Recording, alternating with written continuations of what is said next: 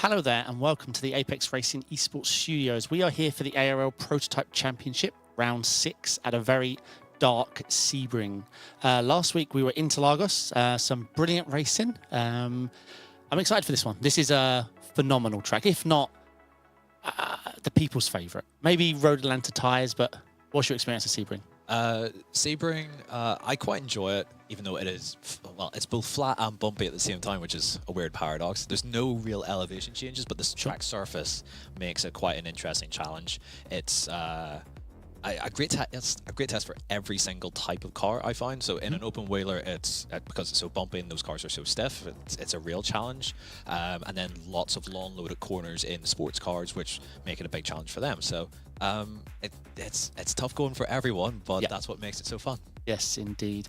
Okay, so talking of Interlagos and Silverstone, let's look at the calendar we've had so far. It's been a great season. We've still got plenty of good rounds to come. Obviously, Road America stands out for me. I love the track. Suzuka, always a fan favourite. I think Sam's favourite on the calendar. Daytona can never be missed. And Monza, I like Monza for the racing. Yeah. Obviously, I know it gets a bit memed on for T1, but I love driving there. I think it's a driver's track. I think it's got a... I love the flow there. I agree. Like, for whatever reason, even though it's, you know, a handful of chicanes and a couple of 90 rides and a parabolic at the end. It sounds really simple, but it's very easy to get into a nice flow if you can hook up the chicanes well. Yes. It's going to be really interesting, though, in a multi-class scenario and how that all sort of shakes out. But yeah, the rest of the season looks pretty good, and yeah, I'm all here for it. Let's go. All right, let's take a look at the format. Obviously, this week it is the 1 hour format, the standard format, I would say, for the season. We've got 2 longer races this season, but yeah, so each class gets their opportunity to qualify. 60-minute race. Fuel is very important in this series. I've seen that, especially from the tippity top. You know, it's fine if you just want to run your pace, do your thing, and try and qualify pace. But if you want to win these races in the pro, you need to be saving fuel. You need to be saving fuel, and you also need to be smart with your tires, especially with the GTP guys. We've seen this last week with the difference in tire Excellent, wasn't it? And I forgot about that. And yeah, so it brings an extra dynamic into these races where what we typically see is the mayhem at the start, a consolidation phase before the pit stop, and then all hell breaks loose, and maybe we've got different strategies. Some people have saved their fuel better, or some people have maybe made errors in pit lane as well, and then it all converges again at the end. So it does make things really, really exciting and interesting. Yeah, we've got the 60 minutes, and all hell will probably break loose. You're so right. The tyre strats were brilliant. Okay, let's take a look at some of the championship standings. We've got the pro GTP drivers there, Balazs Trotsky and Norbert Tamas, teammates at Manti Racing, looking looking in control, and the ability they were able to work together. I can't see that chain being broken. Obviously, still a long way to go, and there are some fast guys there. We can't see Sigro, Nucera, Leonard Schneebel were very, very fast. That's not the problem. It's the team aspect, right? They have each other. Yeah, exactly. So, Sigro, there's only 9 points off of the championship lead. It's only 3 behind Tamash, but Tamash did miss a round earlier in the season, and he's been really consistent throughout for the rounds he has been here. Simone Nucera, who won last time out, and has 2 wins this season now. Originally an amp, now a pro. 4th in points overall, and then sort of the resurgence almost of Leonard Schnabel last week, where he'd sort of been that was my favourite moment of the season, by the way. It was great. Strategy call. It was so good seeing him up at the front. He's done really well in ARL series before, but he's sort of struggled to adapt to GTP, and then he's had a really good result last time out. So hopefully that sort of kickstarts his season moving forward. Yep. Okay, with the GTP AM. It is pro and AM. It's not. Yeah, it is. Henning Schwib leading. Philip Longfellow, quite a few 4 points back, but a very fast guy. We've got Glenn Christida, Soren Kroll. Again, good championship to follow. Some of these boys though are. I like this championship form because the AM guys have a massive opportunity to score a bigger differential to their fellow teammates if you can beat some pros. Exactly. And that's what I love about the AM championship. 100%. So the top 2 guys definitely have not been the quickest guys in AM this season, like by any stretch of the margin. But they've been consistent. They've stayed out of trouble more often than not. I know Henning got caught up on lap 1 last week, but Grondelars, Thasang, and Kroll have all probably been quicker through the season, but have ran into trouble at different points and had really weak rounds that they're trying to sort of play catch up now at this point in the season. Yeah, that's what I love about it. You've got to be good over the championship to win this championship. It's very difficult. Let's look at the GTP teams stand-ins. And as we talked about, Manatee, tasty margin, but there's 2 of them and they're performing at the very top level. Absolute Most Racelift, very fast guys, 355. Beast Racing, 336. I've never heard of the team till this event, so it's great to see them doing well. PS Competition, very fast, all the worst luck. Yeah, I mean, all the worst luck, unfortunately. And then Mag there, chunk off. I'm actually surprised to see Mag down there in P5. They've got some very strong drivers in their lineup, but I don't think any of their drivers have actually had a good season at all. Maybe like 1 or 2 good rounds between them over 5 rounds. It's been a really tough season for them. Yeah, let's take a look at the LMP2 pro stand-ins. Delatraz on I mean, this is a good championship to watch. Delatraz first, Habinio second. They're both Delatraz Automotive. Michael Huff-Darson, the guy hoping for rain soon, 200 points. Augustin Bernier, 9K driver, 167. I think he won last week. And Tim Perry looking very strong. He must be really chuffed. That's a fast 4 guys ahead of him. He must be, I think he's doing stellar. Very, very strong season. I agree. Yeah, Tim's the beacon of consistency usually. Not the quickest guy when it comes to the pro guys for sure, but you know he's showing up. He's giving it hell, and but that championship was really strong, and there's been differences in different winners each round. So you know it's been really tasty to watch that. Indeed. LMP2 AM stand-ins. I think we've got Joris Ooms leading out the way. Yuri Gagenko. This is a very close battle again. Connor Bernard, Clement, and Nate Willoughby, who had a I'm trying to remember how much luck. Didn't he have a great round last round? Yeah, I think he did. I'm trying to remember. Sorry, a week ago. It feels like a year ago. And we've got no Sam. Sam's the numbers guy. Sam is the numbers guy. There was a lot of activity in the opening lap or 2 in and around where the LMP2 AM drivers were. So that kind of shook things up. But again, Ooms has been consistent without being rapid at any point. Like I'd say Willoughby has probably been the quickest AM this season in LMP2, but it's sort of been win or bust with him. He hasn't had the consistency the whole way through in the same way that Ooms has. And the LMP2 team stand-ins, obviously Delatraz. I don't see how they'll be beaten. They've got three of the best drivers in the pro division, and sometimes they're just bored and battling between themselves. Yeah, it's those guys are rapid. They're always at the front. They are the guys to beat, and I would say that they will wrap up the team's championship, maybe even with a round to spare, just sort of with how those guys have been this season. Yep. Alcatech having a great run, though, and it's a good haul of points. Fast lane as well, very impressive team. 3M by altitude, again, very solid. I think that's Tim Perry's team. And Effect, not kind of the season we thought Effect's going to have, but I don't think Busby can stay out of trouble at the moment, unfortunately, this season. It just, when it rains, it pours. When it rains, it pours. I think he missed a round as well. To be fair, he has been in the thick of it every single round. His pace has been rapid pretty much the whole way through, but it's so tough out there with such a stacked field, and more the LMP2s are so difficult to overtake as well. You'll see more opportunistic moves and people trying to take whatever they've got because it's so difficult to actually make moves. Yeah. Okay, the track. Talk to me. Okay, yeah, so Sebring is super bumpy, and in the prototypes, it's so much fun. Getting the setup bang on, especially aero-wise in these cars, is really, really crucial so you can keep the car planted at high speed. So turn 1 is the prime example of that. If the car isn't behaving well in turn 1, then you've probably got issues the whole rest of the lap as well. So it's really important to be strong in turn 1. Turn 2 is the little kink onto the brakes, then into turn 3, an awkward corner to get right where the again, like balance and having that spot on is really important. If you can get that right, then 4 and 5 tend to take care of themselves. Down into the hairpin for turn 7, making sure that you've got your brake bias set correctly, and a car that's compliant as well, mechanically, will allow you to get the car stopped how you want. Otherwise, you'll be very skittish on the brakes and head straight on and probably into another car. Into turn 10, similar sort of thing. A lot of these sort of 90-degree corners are similar on the brakes. Correct. Just approaching at slightly different speeds, so it's quite hard to get it right. I find out at 10, you just want to be on that throttle as early as possible with torque, like not just down into first gear, but keeping that torque off the corner. Exactly. 13 tower bend, super bumpy on the way in. So again, just having the suspension working how you want, and it's quite tight on exit there. So it's trying to get the car squared off and shoot the car. It's that damn apex on the inside. If it was flat, it would be a completely different corner. Exactly. Totally. Yeah, a different profile of corner altogether. Yep. Into the Le Mans chicane with the 3D curbs that we have at the moment as well. That changes how we drive it. Relearn it. Totally relearn it, so there's no real cutting over the inside of curbs, but I actually prefer it that way.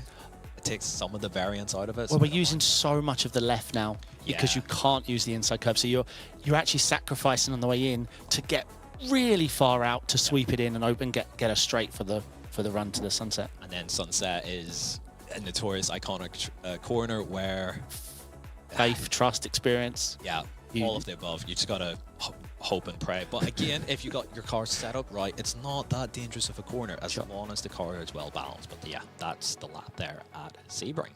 Awesome. All right, we'll go to a quick advert and then we'll be back in the throes of qualifying.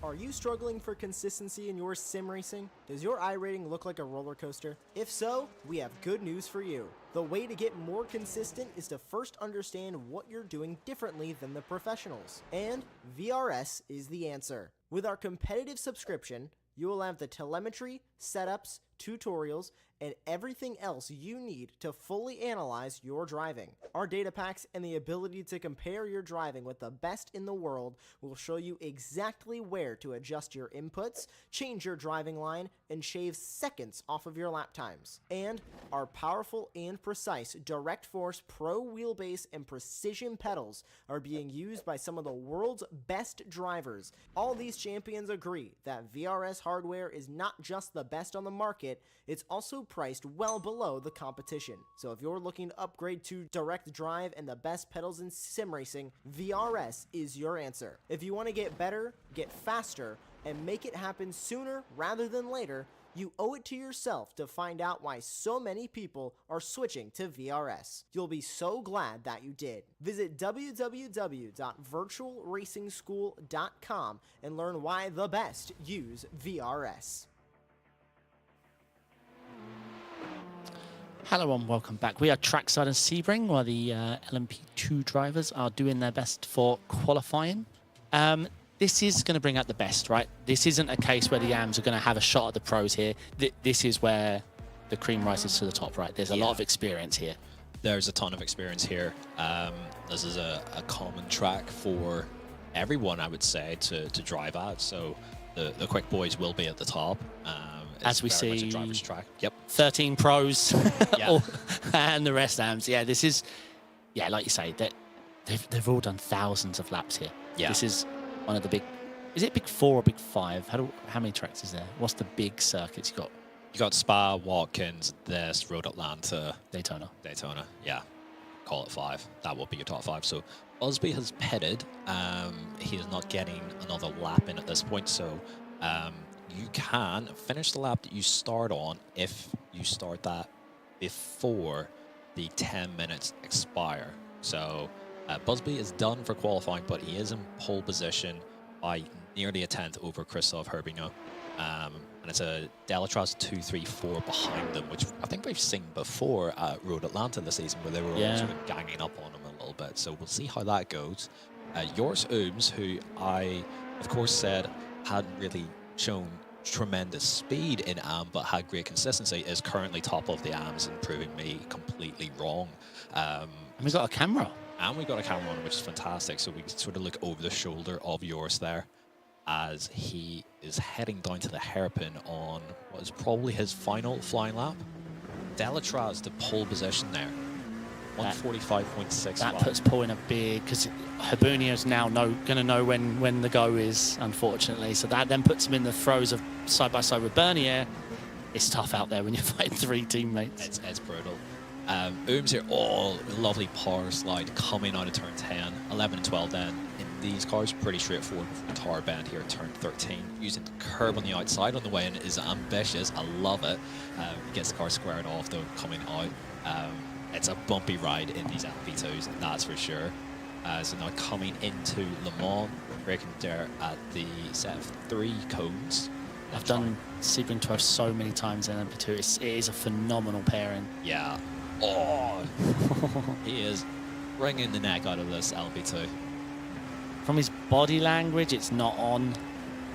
That's what I'm sensing from his body language. He's just finishing the lap. Yeah. Let's see his commitment here. Throw it in. Down to second.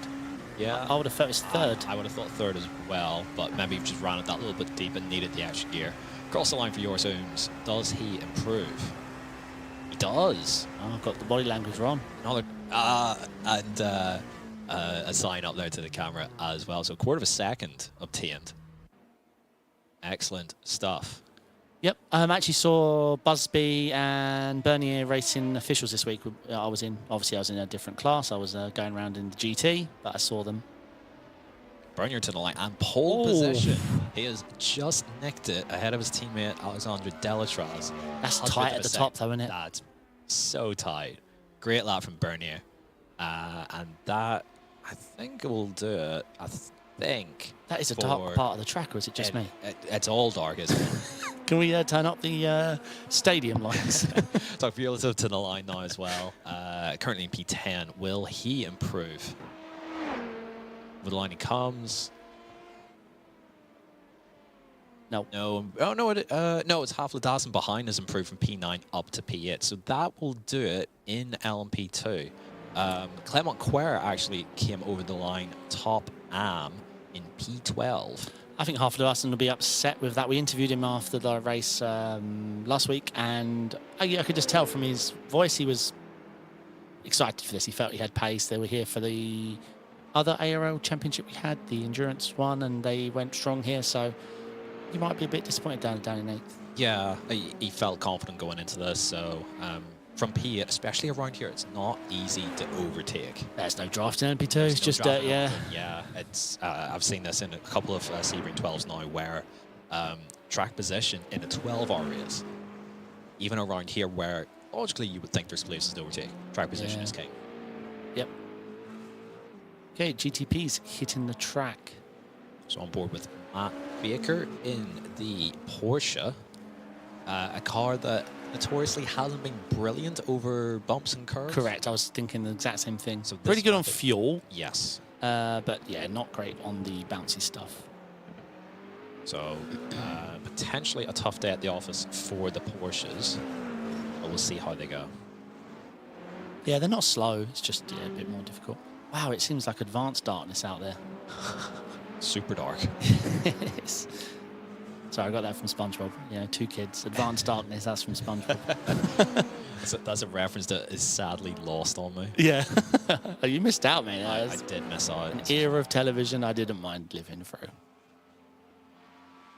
Joseph Dimbelow. He's a good, hard racer. I had him apologising to me last week in Peacup. I like him. He's fast, but if you leave him 0.99 of a car's width, he's going to fill it. Oh, absolutely. And sometimes maybe more than that. And I don't mind that. You know, I don't mind. He's respectful, but he is hard racing. He is. He's the sort of driver that I've come across over the years who will sometimes overstep the mark, but will always own it. Mm-hmm. Oh, yeah. He wants to race hard. He wants a brawl, basically, every time he steps out on track. And he makes no apologies about that, but if he gets it wrong, he has no problems in admitting it. He doesn't cry and complain at stewards or anything like that for any stewarding decisions. He just knuckles down, gets on with it, and just enjoys his racing. And I have tons of respect for that. Yeah, same. We still see people trying to use the 3D curves. I just feel keeping that flat traction is now worth more than the time gain from completely destabilizing the cars. Well, especially in GT this week. Yeah. For me, it's just about keeping the platform flat and keeping that traction going. And Schneebel on pole at the moment. Solid start there for Lennart, but only a handful of the GTPs that have finished their first flyer. Very tight from Schneebel and Agard, though. Yeah. Very tight. Love to see it. But I'm not sure of the peak lap times in these classes.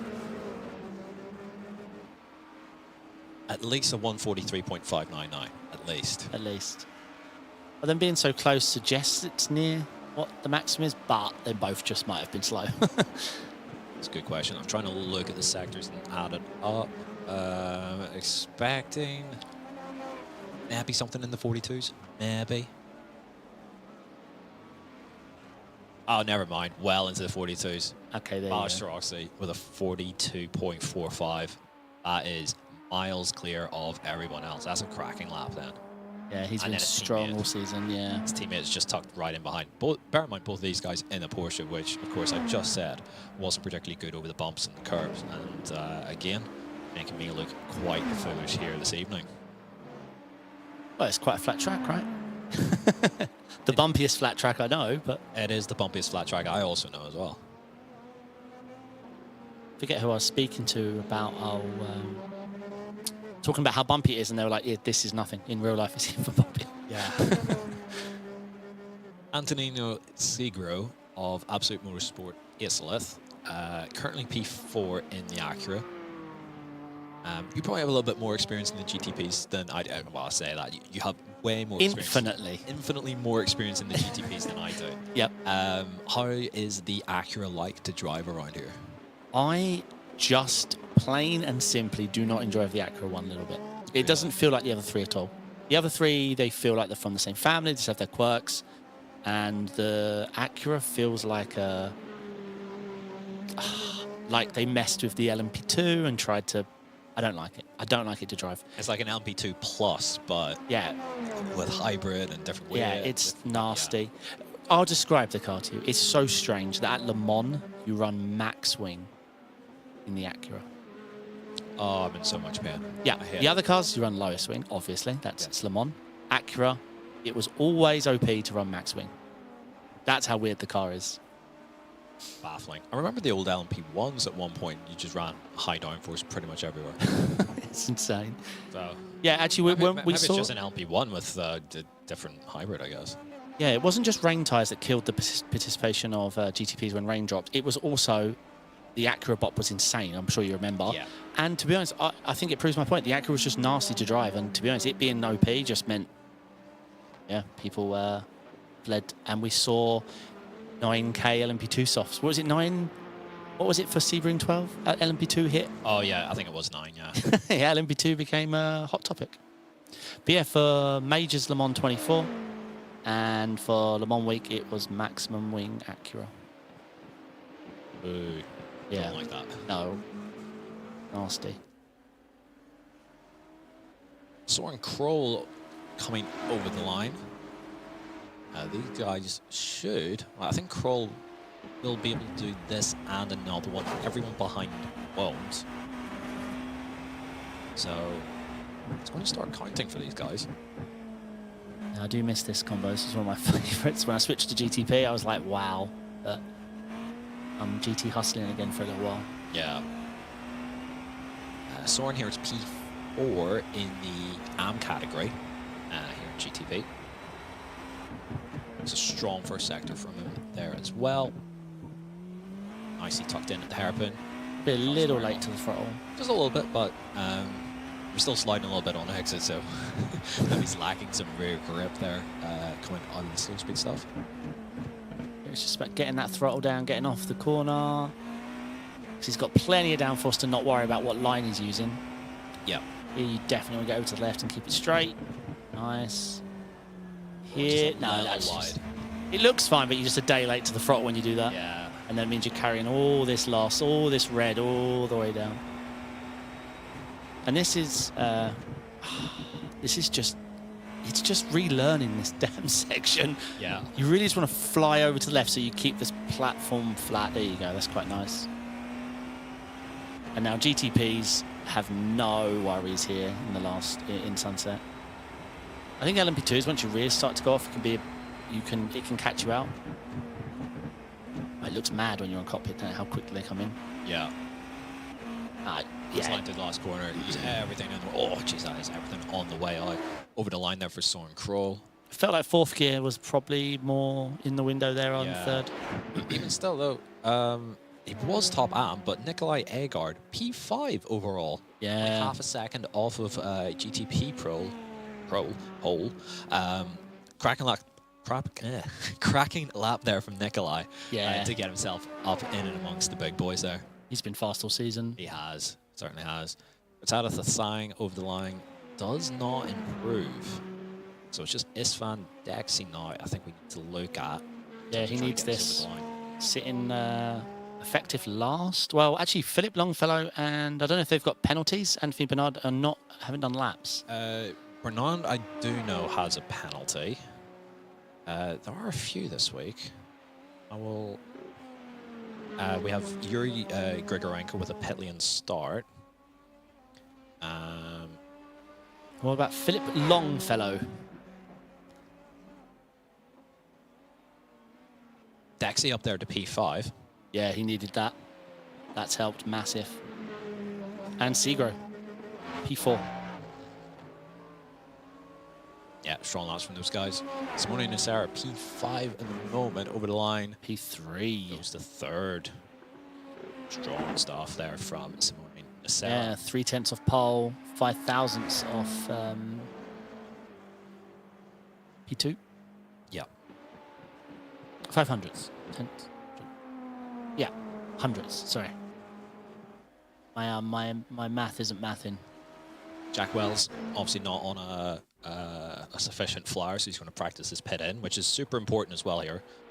It's quite difficult to get that right, but I always find as well with these fast cars, you've got to be careful how close they are behind you. Yeah, because absolutely. the line, it isn't optimal how we pit, and I find if you get yourself on that bump, you then getting back to the throttle, and they've only got to tap you, and you're gone like forever. Day done at that point, yeah. So you got to be careful. Yeah, strong qualifying, very close. We expected it competitive, and like we thought, being an AM driver. I mean, this is the track where we can spot what AM should be in pro. Looking at you, Nicola Agard. Well, we already promoted one AM into pro. No, stellar lap. He's put himself in the fight there with a nice, again, we said this, what I love about the AM Championship, with a good differential to the majority of the field. So that's always what you want to see. Yeah, exactly. That's a couple. Well, Soren Kroll put himself up into P9 overall, so not a huge difference. There's only one pro in between them, so good laps from both of those drivers. Yep. Just wait. And we got the results in? Yep, so yeah, I'll run through. I don't mind doing that. Balazs Taroxai on pole position ahead of his Manatee Racing teammate Nobert Tamash, half a tenth between them. Simone Nocera and Federico Crisafulli, an all-Italian row 2, followed by Antonino Segro and Isvan Dexy running out the top 6. Then Nikolai Agard, the top AM driver in P7 overall, ahead of Jean-Thierry Arrighi. And then looking down further, we got Soren Kroll, Leonard Schnabel running out the top 10, and then Nevio Satil, Jack Wells, Henning Schwebig, Joseph Dimblo, Matt Baker, and Kritsadath the Sang. And then the last couple of drivers in GTP to take to the grid here. So Anthony Bernard and Philip Longfellow not setting qualifying times. Bernard with a qualifying ban for this round. Into LMP2. Augustin Bernier with pole position, just sneaking it ahead of his Delatraz teammate Alexandre Delatraz, with Paul Busby in and amongst it in third, ahead of the third of the Delatraz drivers, Christophe Herbigno. We've got Clement Fidry and Henry Jocelyn following them, and then Chris Beller, a name I haven't seen yet this season. He's down at P25 overall, but strong lap from him. Michael Havladassen, P8 in LMP2. Disappointed, I would say, with that lap, but he's got his Alcantech teammate Matthew Crisp directly behind. Antonin Tokbilatov, that's a tricky one to say, with John Williams behind them. And then the top of the LMP2 AM drivers is Clement Quer, ahead of Emil Koopmans, George Sazonov, and Tim Perry rounds out the LMP2 Pro drivers. And following on, we got the rest of the LMP2 AM drivers. So that's Joris Ooms, Sergei Orikov, Ivan Revkov, Alexei Grodin, Luis Venancio, Nathan Willoughby. Slightly weaker lap from Nathan. We've seen him fighting right at the very front of LMP2 AM this season. Then Anton Oman, Fabio Crisado, Yuri Grigorenko, and Carl Jacquelet rounding out the field. Those final 3 drivers not setting a qualifying lap. As we round the short grid here, which is nice. Which is why I was rushing through that. Yeah. It's like good at the end there.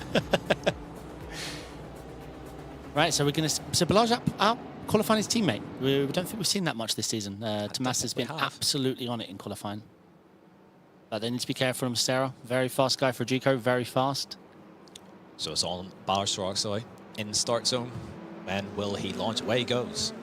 And that's a good jump there from Roxoy ahead of everyone else. They're all fanning out behind. A lot of activity there. Hopefully they all keep it clean through turn 1. A couple of 3 wides behind. Definitely saw a 3 wide. And then the LP2s are off and running as well. It looks clean so far, but there's still 2 wide in LP or in GTP. LP2 starting to look a little clean. Oh, someone very long. That looks like Clement Feedream, possibly.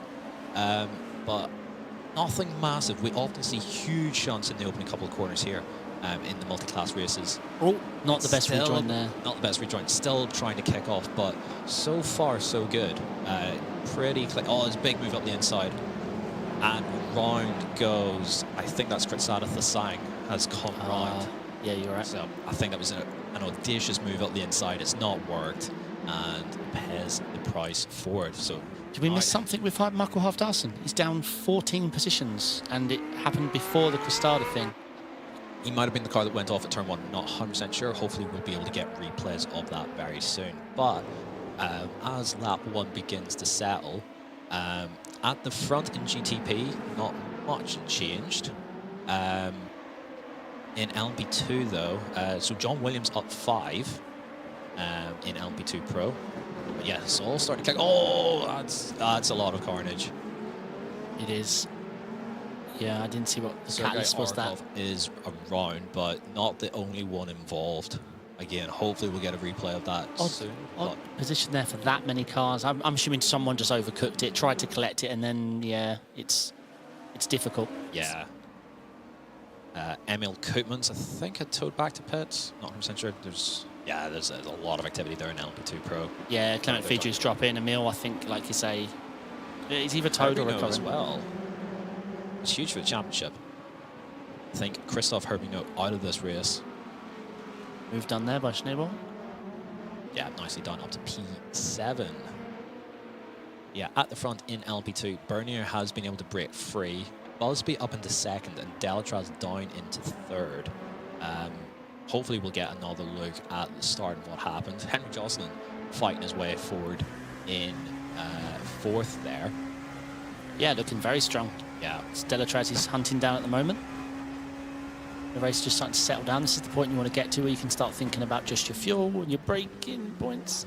Talking of braking points. Hopefully the braking point is not the car ahead. Yeah, it helps though. Yeah, absolutely.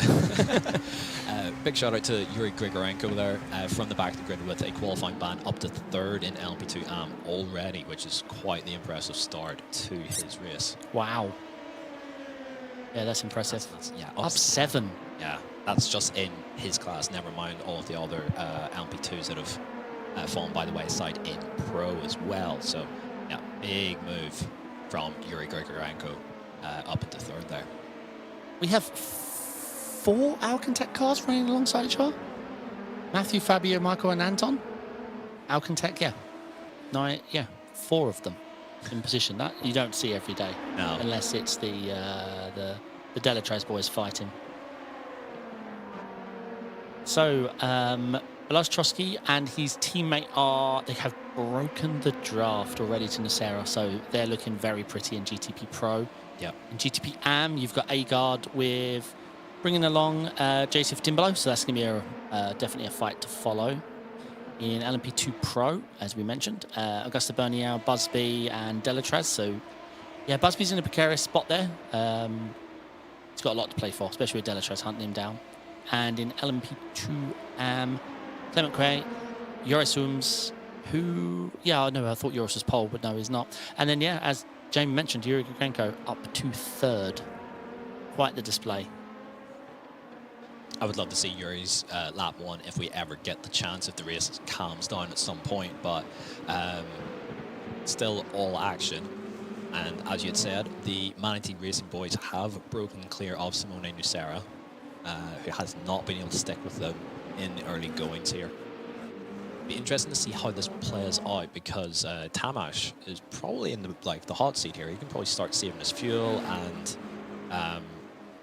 you know, almost biding his time and just sort of following Balash, who's sort of cutting a bit of a hole behind him for Norbert to follow.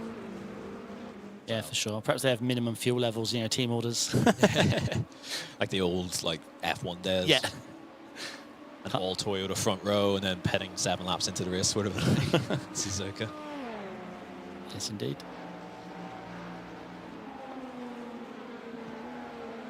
So Nikolai Agard holding on to the GTP AM lead.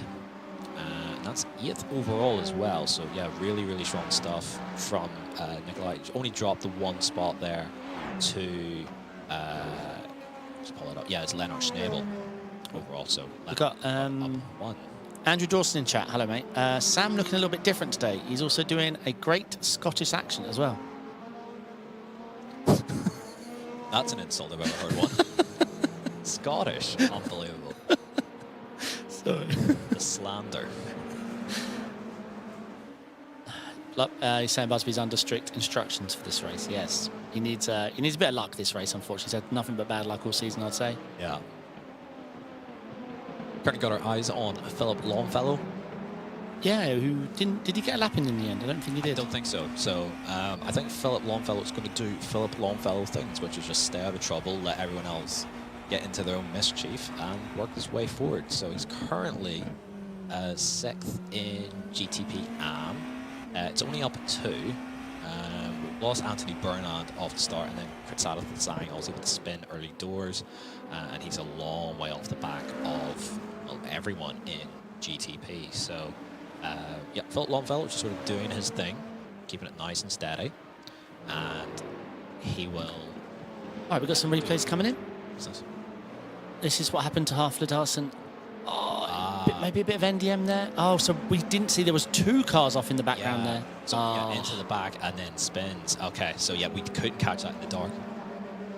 And this is what happened to Matthew Crisp. Oh yeah, 3 into 1 doesn't really go, and then he did well to avoid all that actually. Yeah. Very well, very smart. We criticised the rejoin. It wasn't really that bad. No. Yeah. And this is what happened to Sang. The Sang up the inside. So yeah. Okay. Oh, he actually. Yeah. So he actually really got on the brakes to not cause. This is Oracle. Oh my goodness. Okay, yeah, we didn't catch that. He needs a printed track map. What was that? Oh, okay. So this is what then kicked off everything into. Oh. So 1 went off by themselves. This is Willoughby. Okay, so it all just kicked off in LMP2 apps. So yeah, this will be getting spun round. Yeah, that looks strange from Willoughby. Obviously, there was a car there on side, but it's hard with these camera angles. Wow. Some opportunistic stuff there. The guy that completely flat spun was doing his darndest to fix his error. Yeah, shame. Yeah, the Sang realised he'd overcooked it on the brakes on the way in.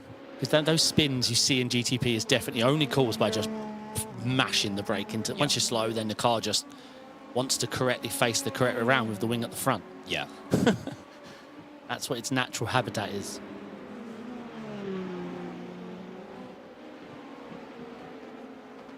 Just having some delay difficulties. Hopefully everything will turn as normal. Yep, that will do for now.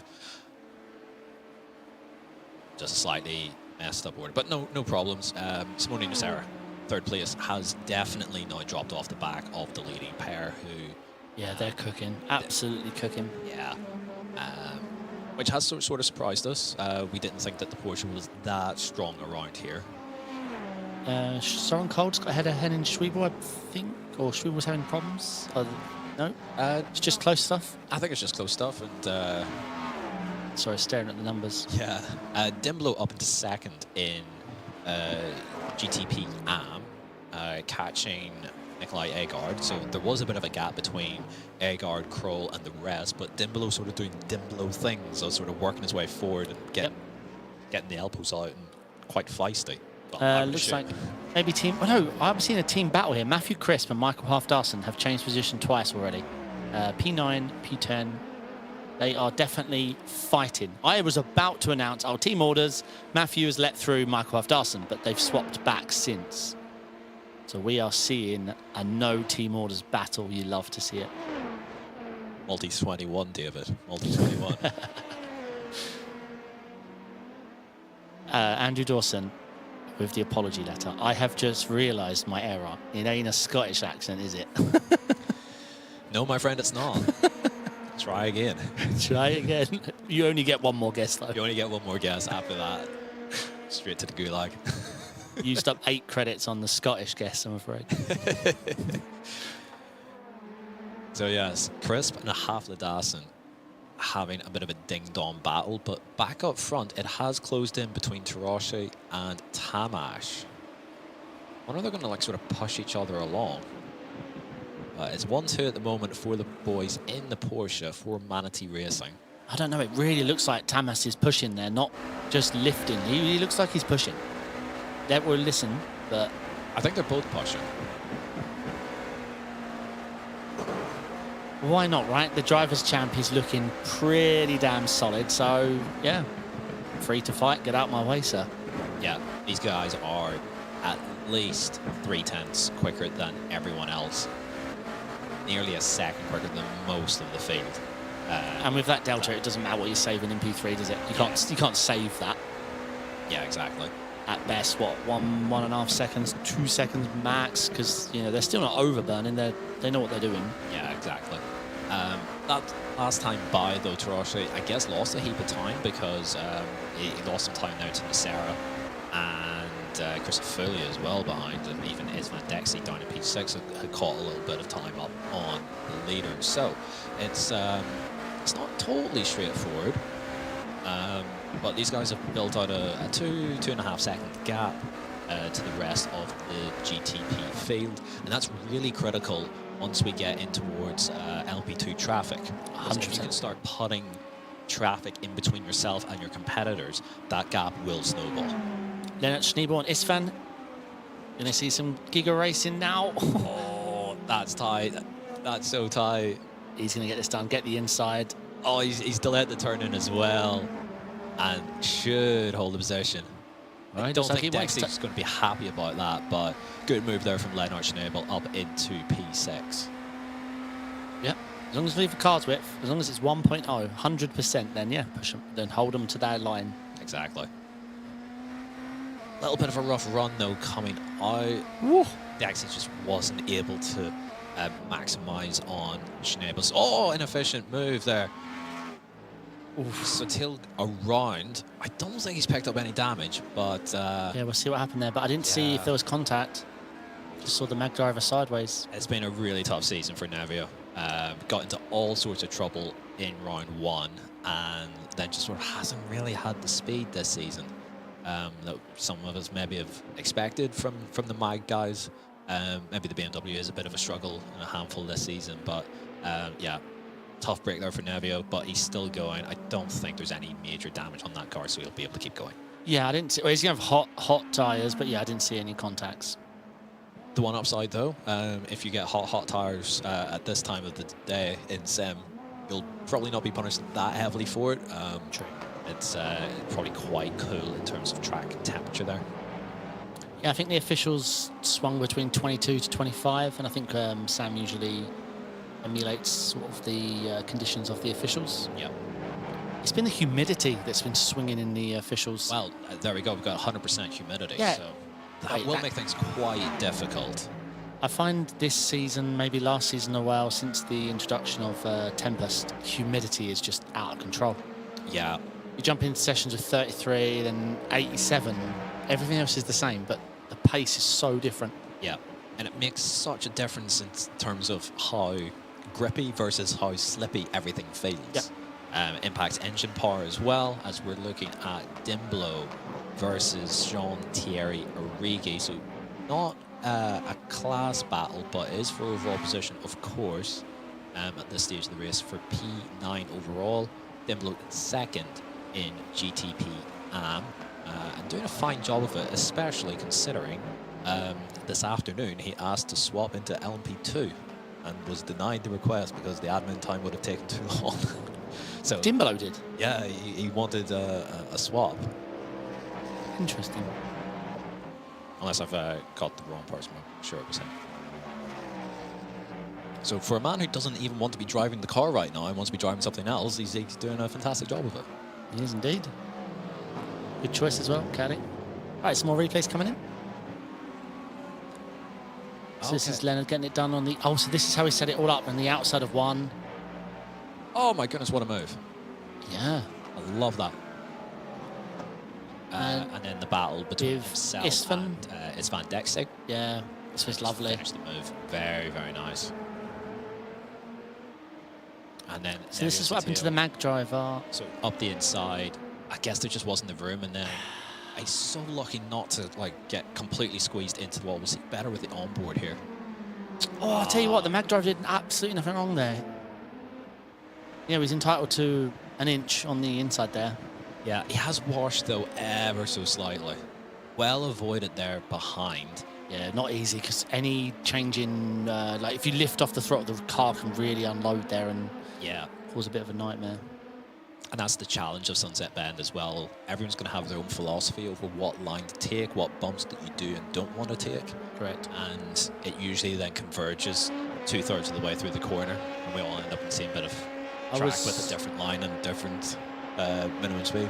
And it's usually where you find someone sideways. I was coming round on the lap I was going to pit, and I had to abort my pit because there was someone sideways across the track, and I had to go far left. Certainly not ideal. No. Down now with the LMP2 AM driver, so Clement Quer leading in class. He's not far behind to Tokbilato. I will get that name right at some point this evening, Mark. Whenever there's a name I can't pronounce, I just go to their first name. So he to me is Anton. I refuse. I will persevere until I get this right. But yeah, close battle here in LMP2. Mix of classes though. The Sang pits. It's probably tight for pit window, I would say. What class? GTP.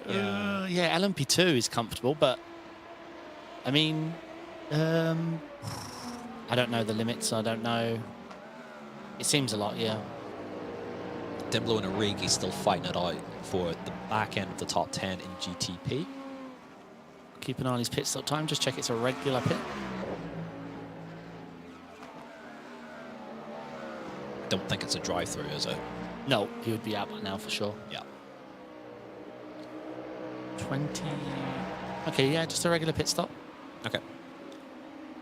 Dimblo, I think Origi's going to find out that Dimblo is not the easiest man in the world to overtake. No. Dimblo does not give up positions easily. Nope. He fights everything tooth and nail. Here we go. Another attempt. And Dimblo gets to the inside. Yeah, Dimblo just sort of making sure just to focus on his run off the corner. Origi's probably a little bit quicker in terms of raw pace, but catching's one thing and passing is another, as the great Murray Walker used to say. Yeah, 100%. And you've got to make sure not only if you feel like you could be quicker than this guy, but also to run away, because otherwise you should just save the fuel. It's Sebring. You can get a massive jump on the fuel using the fuel advantage. But also, if you're a lot quicker, you just want to get by. 100%. Oh, 100%. It's that weird sort of, like, yeah, you want to, not, like, if you want to stay in position. Tarosky is dropping. Like, he is. Oh, boy. Yeah. Gone. Oh, no. I think Tarosky had, no, was it Tarosky who had an internet problem previous season? I'm trying to remember. Possibly. He's got, what, 2 seconds left before it's too long for iRacing to keep you. Yeah. I it's think not looking good for him. No. Usually at this point, yeah, it's game over and day done. Yeah. Ah, what a shame. I see Team and Sebring 12 1 year. Oh, he's back. Wait. Yeah, he's back and he's comfortably in the lead. What has just happened there? He's just hit the lag switch. Wow. Very, very lucky guy. That was a lot. That was a lot. To be gone like that with no flickers or momentary comebacks, just one long gone for that long. He's pulled 4.5 tenths on his teammate. Well, it was outside the physics engine. Yeah, I guess so. Yeah, you got to be careful because sometimes, like, you can get weird where it didn't log your lap, and you find the next lap you're a lap down, and all this. Like, there's a lot to it that. I was going to say I saw a pit stop once in Sebring 12 where the team didn't see him pull out the pits. Yeah. He got in, drove, started doing laps, dropping positions, like asking the guys, "What is going on? Why am I tumbling?" And they still saw the car not leave. Crazy. Yeah, Trotsky's looking okay. Wow, he'll never know how lucky he was. I think that spoke Norbert, to be honest, because everyone else behind is sort of gained on Norbert. Yeah, I mean, it could have, yeah. He'd been troubleshooting, talking to him in Discord. So I wonder if there's going to be like a team decision made to try like pair them back together again, try and work together again, or whether this will be sort of the gap and we'll see who's got pace and who hasn't. But yeah, I think he just leant on his T1 lag switch button. Yeah, possibly. Held it down. Was like, oh, oops. Got to save that though for coming through the LP2s though, no? Correct. Yeah. I like to use it in T1, like just occasionally. You know, if I see a pile up, I press it, and you go straight through it. Yeah. We're not live, are we? Okay, so this battle was still playing out. Jean and Dimbolo. Yeah. Origi. I'm not going to shy away from the difficult names. There you go. That one's not too bad. It's not too bad. Well, I've heard Sam say it a million times. Sam says them with such confidence that even though he's wrong, I believe him. Fantastic. Tokbiolitov is ahead of Quer still. I mean, there's not much change in that battle, but I made sure that we get his name right. Yep. I took a couple of good looks at it. It's like, yeah, right, Tokbiolitov. Tamas is back in Tarosky's draft. Let's check in on LMP2. So Augustin Bernier is leading. Paul Busby's 3.5 seconds back, which is it's quite a chunky distance. Delatraz is 1.4 back, so Paul's fine. Paul's obviously just ignoring Augustin, hitting his strategy, his times, his marks, his fuel, and it's working so far. He's got the Delatraz 1.3, 1.4 back. Henry Jossin looking very strong all season, P4, up 2 positions. Happy chappy. Yep. LMP2 Anne. Clement Guer is leading by 6 seconds on Eurozooms. Wow. I didn't spot that. Then you've got Michael Hofdarsson, who's finding his way back through the field. And up next is Yuri Grigorenko. Be interested to see how that pans out. Grigorenko has been very good so far. Actually, well, Hofdarsson just made that move on Grigorenko. That's not Grigorenko's fight. Sorry, I missed the GTP AM. Nicola Akard is leading on Joseph Dimbolo. But Dimbolo is just losing heaps of time with this fight with Origi. Yeah. So maybe the strat would have been to follow Origi up to Agard, but I don't know. Here we go again, door to door. This is where the time's going. This is what Agard's absolutely loving. Here we go again. Dimbolo, though, with the high ground on the inside, but Origi with the cutback. Can he get the drive off the corner?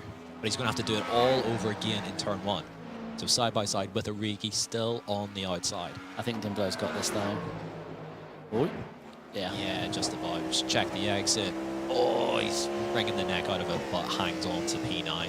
Now 4.2 seconds off Nicola Agard. Yeah, that gap just keeps growing and growing. So yeah, as you said, Nikolai Agard, loving life there. P8 overall, leading in GTPM. Kostadis' hang just got ahead of Sergi. Yep, Sergi. And obviously Christoda is already pitted. He has, yes. I'm not sure on the strategy call. I mean, he's in an LMP2, right? No, the Sang is GTPM. Oh, of course he is, yeah. He changed, didn't he? Was he the one in... No, he's the one who changed car accidentally. Yeah. Or, yeah, just registered in the wrong car. Correct. I knew there was something. Something was nagging. Something was up. I guess it's a smart strategy from the Sang. It gets him out of the LP2 traffic, I suppose, in general. But a long fight back ahead for him. He lost so much time with that mistake in lap 1, down into the hairpin. So just a damage limitation job for him. Yeah, still looking out the back. from Joseph Dimblow's Velocity Racing car. That's wide. Oh, no, no, no, no, no, no. I got such a poor exit coming out of the Le Mans chicane, and Origi just runs straight through the back of him. Yeah, we'll look at a replay. Maybe we can get an onboard from whoever it was From behind. Origi behind. From Origi, yeah, to see how much he knew about it. Because it can happen, all, like from far chase and TV cam, sometimes it can be like, oh, what are you doing? But then cockpit cam, you... Yeah, oh, Origi with a ton of damage as well. I would like another look at it. I know not how I just sort of explained that. It's almost as if Origi's just absolutely mullered him, but I'm not sure how much ground Dimblow lost, whether he got the back end to step out, just completely lost all momentum, or what happened. Depends on what phase does he have to brake late into the corner to sort of, then he realizes it's going to go unless a slow down. Yeah. And then that's when it's just, it's tough. You're in a throttle zone, right? Yeah, exactly. Again. Oh, here we go again. Troxy's internet is kicking off, so hopefully for him it holds out again, but it's not looking good again. So these are dodgy tactics from him. I don't know about this. Yeah. He hasn't logged enough laps by my accounting. No. Yeah, I see him dropping. Oh, no, he's back. And he's back. No, I can hear Norbert screaming like, dude, stop dropping the draft. Like, I need... That's happened again. It's gone again. Yeah. And he's come back. Okay. Absolute chaos with Balash Toroxo at the minute. But for now, he still leads the race overall. And it's Schneeball. Yeah, back with a battle that we definitely can consistently see. He is hunting Segro. Yeah, this is a really strong performance again for Schneeball, and he's pitting early. Yeah, he obviously felt like he had a massive advantage over Segro there. So here, get the strat running, go long, get it done. If we could pull up track map, actually, that would be really good just to see if these guys are starting to catch LMP2 traffic. Not just yet. There's maybe one or two cars, but nothing fundamental yet. So this might actually just be like a good spot for him to pit and come out ahead of all of the other LMP2s. So that little black arc actually just on the track map there was where Schneebel's pitting. So the LMP2s are starting to come around the final corner. Will they get out in time? Are they going to swap the Manatee cars here? Trotsky's dropping. He is, yeah. Or maybe he's just like panicking over the state of his internet. Yeah, could be. Long stop for Schneebel. Oh, yes. 37. I guess he took all 4 tires as well, no? That's a really long stop, but not long enough to be a penalty, I would have thought. And he's just come out straight into LMP2 traffic. But here we've got some replays. So this must be, yeah. So, yeah, Dimblow's got such a poor exit out of Le Mans, and Origi's had nowhere to go. So here we go. Oh, he actually moves. They both move right. Yeah. I think he moved to go around him, saw him was getting loose, and the correction, he goes right. Yeah. You're going to see it here. It's just a weird... So he's pulled out to try and like get around him, and Dimblow sort of dropped it across into him. Here we go. Yeah, that's the one that we want to see. I think he does go... Well, I don't know. Tricky one. Yeah, it's a tricky one. I'll leave that to the stewards. Yeah. So will I. I don't know about 4 tyres here. Now, I haven't drove GTP in a while, but it's cold. It's Sebring. I don't know. It feels... I'm not sure on it either. That's a long stop from Schneebel, I'm pretty sure. And early, right? Like, not just that, he hasn't...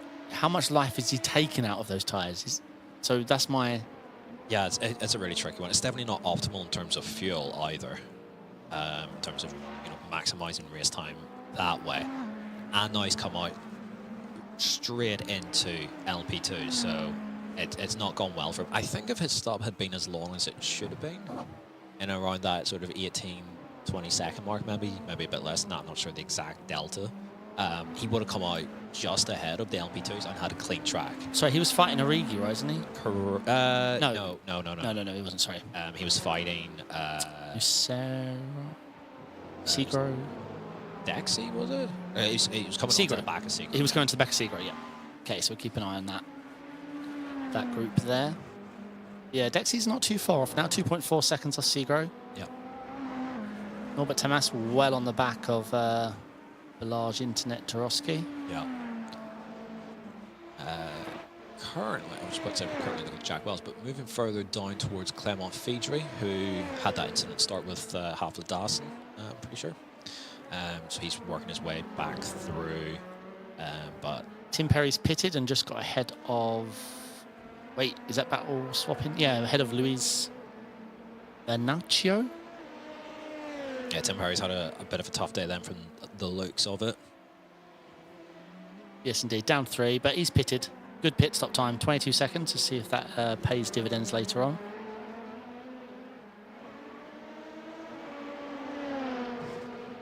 Clement Fidri there onto the back of Alexei Groding.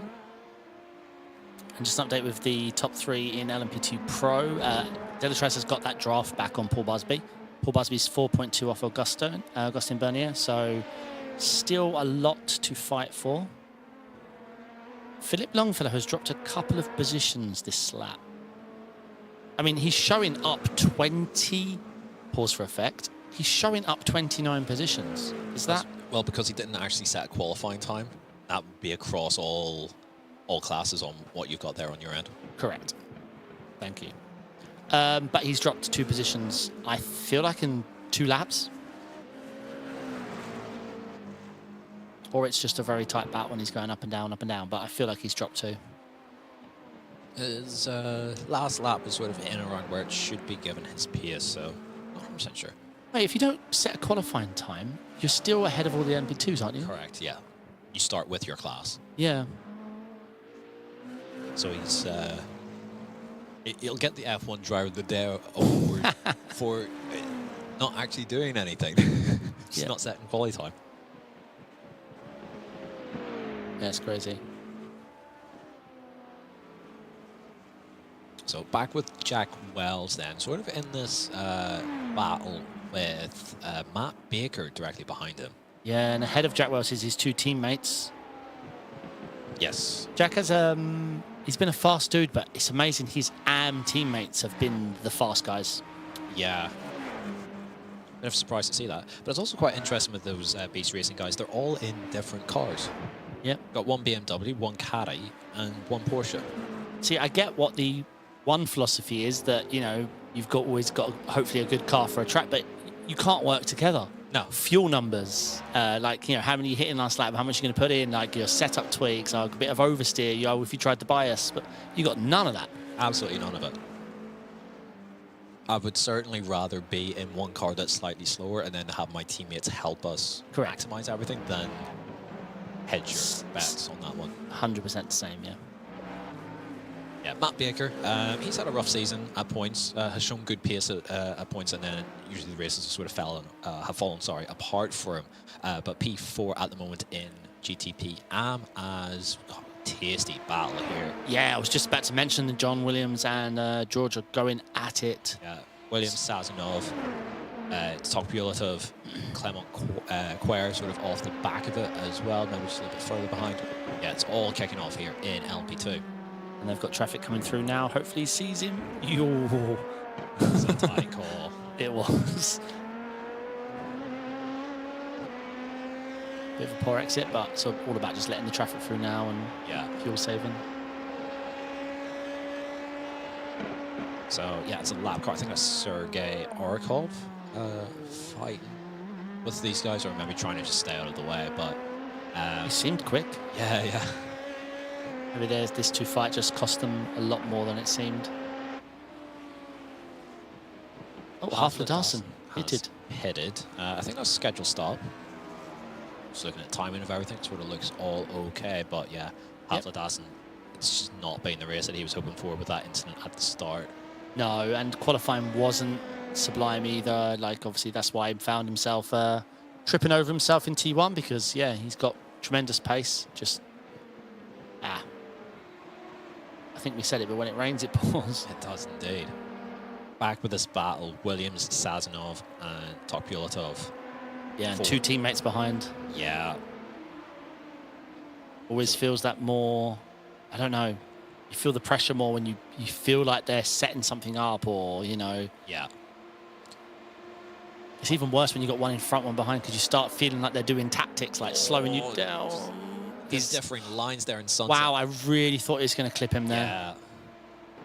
Yeah, this is tough moments here for John Williams, because if one dives, then the one behind can take advantage of it. So yep, he's got to have his wits about him. No mistakes on any of these corner exits. They're going to have a GTP up on him for this corner.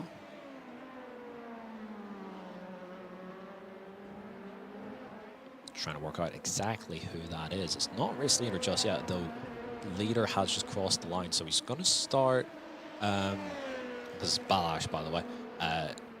Encountering traffic. Oh, it's Christophe Herbigno. A lap down, trying to sort of. Ah, of course, he had the incident at the beginning. Yeah. Obviously, these guys have no obligation to let Herbigno through. Yeah, Might be beneficial for who we got, the Dudarev Motorsport guys, to actually let Herbigno through and try and use him almost as a pick to try and 100% take on John Williams. Yep, because once John gets offline, or has to take the less optimal line, you just follow Herbigno through and use his draft to. Exactly. Herbigno's definitely the quicker driver here out of this quartet.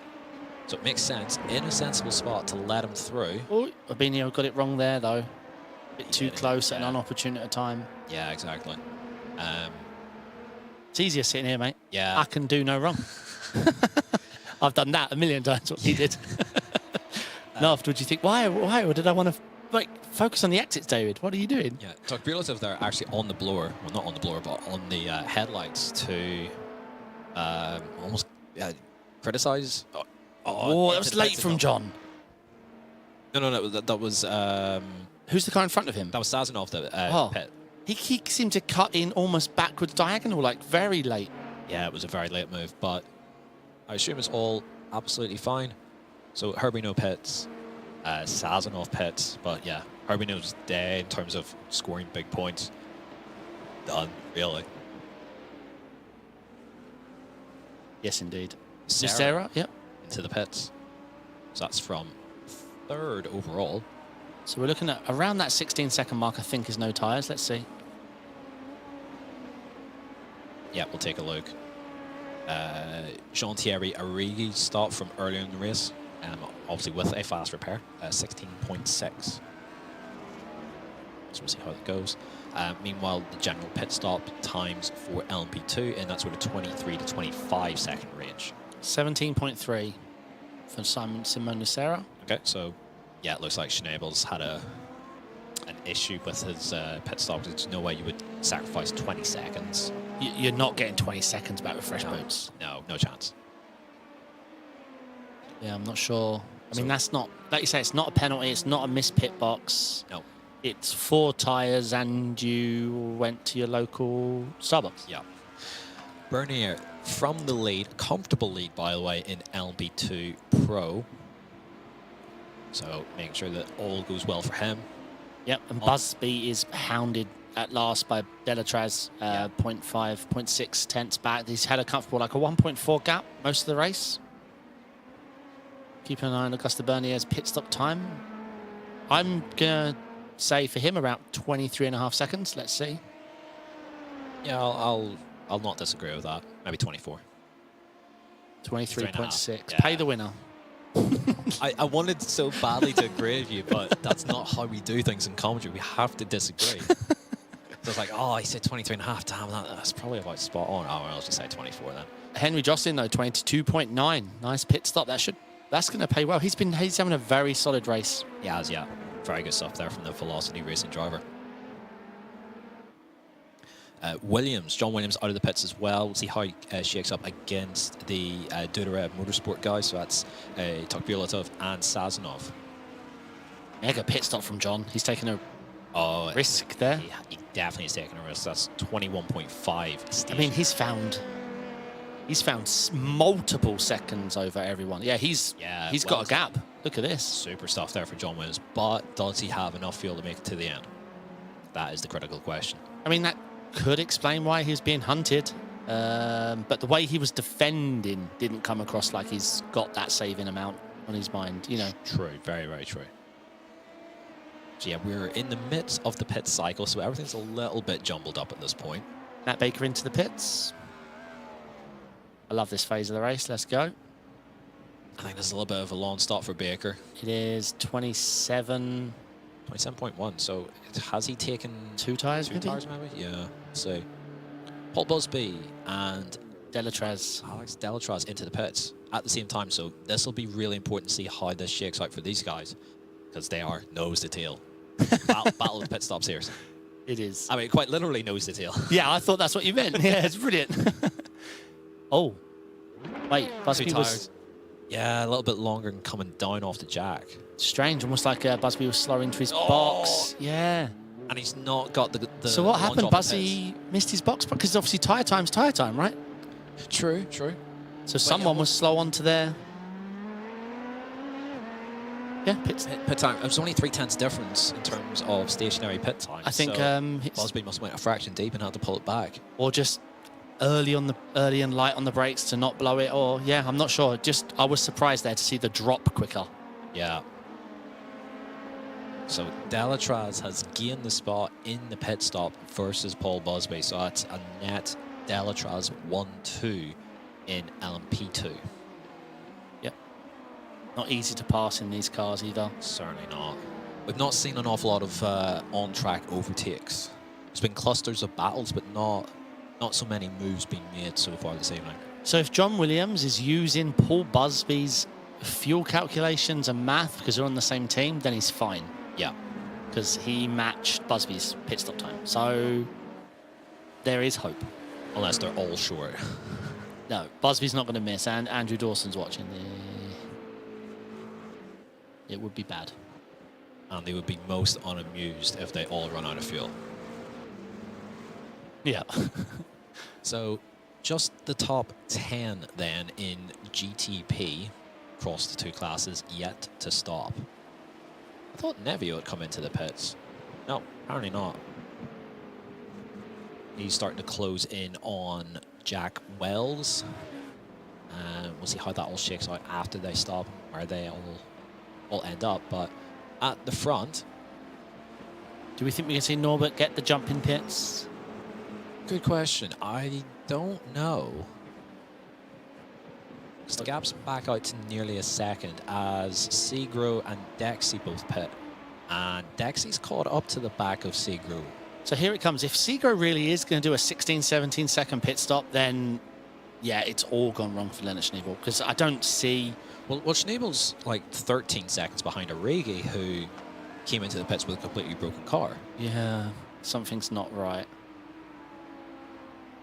Schneebel's pit was 20 seconds longer than Well, here we go. Sarah. They're definitely taking at least 2 tyres. I saw them go up on the jacks. Yep. And... Yep. Down and out and away. So 20 seconds isn't for 2 tyres. Something went wrong there. Yeah, unless he's inadvertently filled the tank completely. I think you still need to miss your pace box as well as that. Possible. But that wouldn't register as stationary pit time, though. True. And it's probably not a full tank of fuel either, because Lennart's last lap was within 0.3 of his PB. So, and he pitted a few laps ago. So I don't think it's that either. But he's what? Yeah, 20 odd seconds and more back from Segro, which was what I surmised that he actually pitted early to sort of get the jump on Segro because he thought he had the pace. But yeah, it's just not going to happen, unfortunately. The Manatee boys have also played an absolute blinder with the LP2s pitting. They've managed to generally avoid their traffic for the most part. They're completely clear of it. So we're hearing from Joshua Wilson, who's effect. Buzz forgot to leave box after fuel was done. He should have jumped. No, he was ahead going in, was he not? He forgot to what? Box? Well, he dropped on the jacks slower. He definitely pitted. He was ahead in pit road. Yeah. And then came down on the jacks Slightly later. later. That shouldn't have anything to do with fuel, right? No, I don't think so. No, it And doesn't. what I gathered from that was that he kind of missed his like clutch launch. Delatraz like nailed it coming out of the box, and Busby kind of bogged down completely and ended up sort of in the anti-stall. Yeah. Well, the only math I can see is that he was just slow to stop. That's it. That it was their standing time was the same. He was just slow to get the jacks going. Through traffic there, that's Sergei Orikov getting out of the way of the second and third placed LMP2s. So it's Delatraz still with Busby right under the rear wing.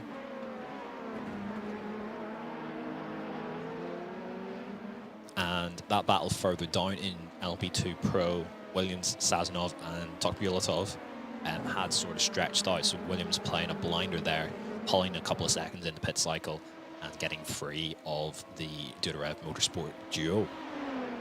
Yes, indeed.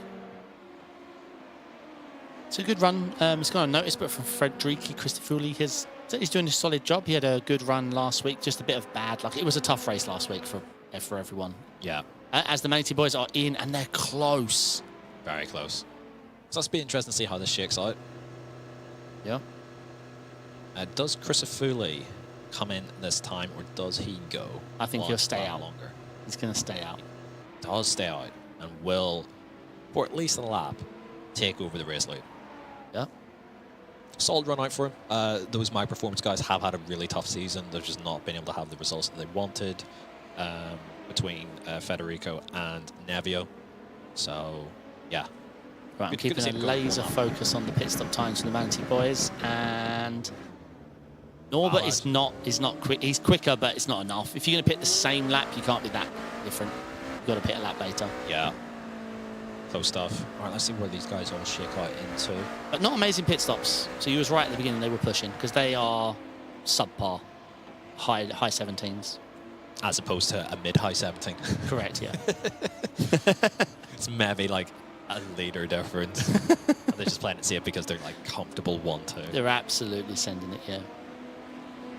So out comes Nikolai Agard in the lead still of GTP Pro, or GTP, I'm sorry, ahead of Soren Kroll. That gap's about 4 Oh, seconds. nice battle here. Half Darson cutting his way through. That's on Clement Fidri from P9 in LP2 Pro. That's so good. That's so tight. Yeah.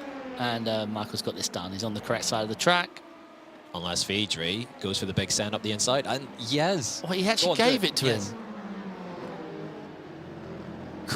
Michael just. Oh, that's so well done there from Clement Fidri. Yeah.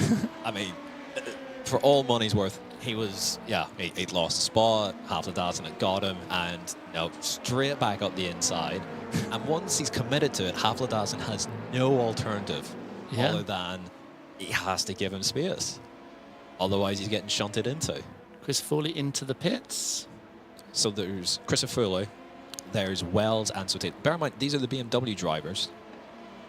They've all went that 1 lap longer, so the BMW looking good on fuel, but maybe not in terms of just pure pace. The remaining 2 enter the pits, pretty much nose to tail, actually. You've used that already, I'm afraid. Tail to nose. There you go. Apologies for using the same line. Commentary is not my natural habit. Federico Crisafulli with a 16:10 pit stop. That's what going 1 lap extra will do. Be able to just pot a little bit less into the car. Henning all over Agard here. And they're coming up on traffic as well. You love to see it. He's flashing. Get out of my way, mate. Oh. Oh, that's wide. Yeah, but grass is so grippy in iRacing now that you don't even lose a tenth doing that. Yeah, hangs on to it. Goes on about his day. So Soren Kroll actually has jumped a lot in GTP. If I've got that right, he's jumped. Oh, my goodness. Is that Fidri, Ohms and Half Darson?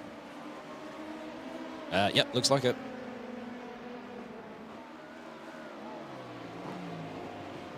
It's a nice little gaggle, as Matt Malone would say. And we're on Yoris Cam. Let's see. See how much he's working away at the steering wheel there. Yep. The LP2 is feisty around here. And a lot of fun. A lot of fun. I'm worried though, because you can only see what gear is in 3 times there on that screen. Only 3. Only 3 times. Got some traffic coming through as well. Oh, that is well off target there. Is that? And the GTP behind. Yeah, I'm not sure. It's tough with all this darkness and traffic. It's about to get exciting though. It's Henning Schwebig. And Agard, I think. Yep. Yeah, so these guys are fighting for a class win. So I'm trying to think where Henning came from, because I thought it was Agard and Kroll. Oh, it still is. They're fighting over. No, They're fighting over second. Kroll Yeah. is like bolted well clear. His pit stop was his pit stop. I'm not sure. We must have missed something with Agard. Yeah, I think so. But Kroll's pace in the race has been very strong. Oh yeah, no doubt. I think we have missed something along the way regarding Nikolai Agard. Busby 1.1 seconds off the back of Delatraz, and an impressive 3 seconds ahead of Delatraz is Delatraz's Oh team. no! That's forceful. Yeah. And a rightful flash there from Hafler Dassin. He will not be best pleased by that. Okay, into some replays. So this was the first battle, right? Where Halfdarson, I say, gets this done. Right now, he's got everything he needs. He's got the run. He's ahead, and he's got the right line. Gives up the line and gets absolutely sent on. It's an absolutely bang-on move. So this is what happened to Agard that we surmise. Oh. It's went wide. Oh. Oh, my life. Yeah, that's going to do it. That's going to cost you a good 6-7 seconds. I mean, he's lucky he lands facing the right way, because he would have lost another 5-6 seconds. Well avoided there from the Corby got on board. And then Fidri and Ooms. This was the 3 wide that we just caught to. Yeah, nicely done there. Yeah. Up the inside. Oh, here we go. Agard and Schwebig. Oh, no! Oh, that's huge. That's a massive shot. Oh, my goodness. Get that car back to pit lane. Toe, mate, toe. Yeah, no, he has toe. That's horrible for Nikolai Agard. The contact looked violent. I'm sure it's not going to look that way once we look far chase, but Yeah. oof. My goodness, that's shaking. We are going to need a medical helicopter, though. Yeah, that's shaking up everything, really. In I want to GTP see as well. who the late avoid was, because it's not easy to just open up your wheel there, where you're travelling peak pace around sunset. Yeah. Yeah, if there's room to open up your wheel, you would. Yeah. Like, that is so well avoided by everyone behind. Yeah. That is a horrible spot to catch everyone, really. Would you like to see iRacing's contact model with walls not be so bouncy? Yes. It doesn't This seem is not right. realistic. Because where was the 200 kph into the wall? I know. That stuff going for Agard. He's jumped in, been very, very quick. But, yeah, not going to be his day. I've seen a protest before in iRacing where, race wasn't going someone's way. I'm not going to name names, but they just go straight on in one of the corners. The wall's, quite a far way off the track. They're just going to drive into the wall, end their race. And their car has just catapulted back onto the track and wiped out all the upcoming competitors. And obviously they did not they never in their million years envisioned that that's what would happen, but Yeah. it looks bad. It always looks really bad. Oh, So that's Nevio Sotil getting ahead. I think it's no, just that was lap traffic. or something. Yeah. Yeah. Saw the LMP2 go very deep there. Yeah. But now there's a huge gap between Soren Kroll leading GTP AM and then Schwebig, who's now a comfortable second in class there. So Kroll just needs to really keep it on the road from here to the end, and he'll have it. We mentioned Schnabel. He probably lost about 20 seconds in his pit stop. He pitted early and then has had to deal with more traffic. That 20 seconds would put him in and around It's Vandexia again for P6, but off the back of Antonino Segro for P5. So Yeah, tough break in the pit stop there for Lennart Schnabel. Yeah, it's a weird one. It seems too much for everything, but not enough for a penalty. Are we going to see Tomas win this, or is this as close as he can get? It's a tough one. I mean, he closed the gap over the line for the last few laps. We'll see how it stacks up over the line this time. But I mean, Trotsky seems to have everything he needs to win this race. His pace is spot on. Maybe. Well, he doesn't have everything. He doesn't have stable internet. No. Does help in traffic though when you. It does help in traffic when no one else just, on track. Yeah. Well, until some poor LMP2 just minding their own business just gets yeeted into orbit because a car that's not visible just went straight through the back of them. Yes. But yeah, over the line there, Balash, Tarasi pulling out a little bit of a gap. Not much though. It's still pretty much nip and tuck between these Manti guys, but I suspect that they're not going to fight it super hard. Yeah, I agree. Augusta Bernie out. League of his own. 3 seconds in the lead. Well, that gap was bigger. I think it was north of 4.5 at one point. So it's slowly come down. Maybe not in the last few laps, but certainly from just before the pit cycle. That gap was a little bit bigger. And he's pit Clement Queer and George Sezanoff are going at it on track. I saw their position swap 2 or 3 times. Apologies to the production booth trying to scramble the lap delta there, but I'm speaking sort of almost anecdotally there on that one. Yeah, Busby and Deltra still fighting it out, and Sazanov here sort of dealing with lap traffic. Matthew Crisp is in. Maybe this is a drive-through. Nope. Wait. I could have sworn I saw him pit. That's his only pit stop. He couldn't have gone till now, could he? No. Yes, it did drive through. I'm not 100% sure on that one, though. He is down P12 in class. Could have sworn I saw it said light up saying in. Could have sworn. Yeah, I think I was thinking the same thing. Alright, we've got some more replays. Oh. So this is almost a carbon copy of what happened to Nevio earlier in the race. Yeah, 100%. Well avoided behind. So is this the A-Guard one? Yeah. Oh, so it's like a double hit. He's got loose and then... So what? Like it was A-Guard that check. got loosed and then recontacted, let's see. So Schwebig on the inside. Oh, that's such a violent hit. Wow. And Wow. Yeah, it's so well avoided from everyone. Maybe we'll see it really well here. Yeah, he's lost. Yeah, so he lost it. Well, and then it was like a netcode hit afterwards.